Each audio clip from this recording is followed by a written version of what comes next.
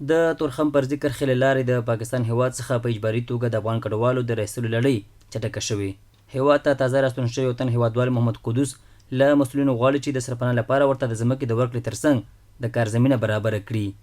سرپناه نه لرو، ځمکې نه لرو، دغه خیمو کې پراته مهرباني دې وکړي دلته کومې ادارې دي مسؤل دي موږ ته دغه راکړي، سرپناهي راکړي.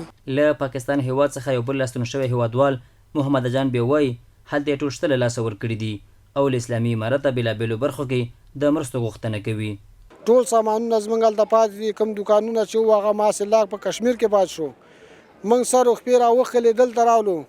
موږ حکومت نه غواړو چې موږ ته ځمکه راکړي، کورونه راکړي او کوم کسان چې راغلي هغوی ته زمینه برابره کړي، کاروبار ورکړي.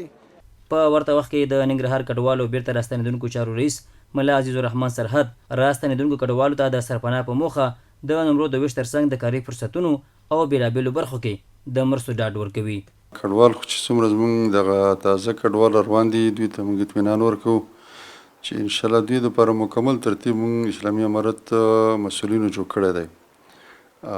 دوی د سرپناه دپاره مو یو ښارګوټی د خانکي په نامه دا کړی دی، هغې کې توزیع جریان لري او بېلابېلې مرستې ورسره خوراکي موادو کې کومک کوي او آینده انشاءالله موږ ورته اطمینان ورکوو د دوی د لا ښه والي دپاره اسلامي امارت انشاءالله کوشش کوي.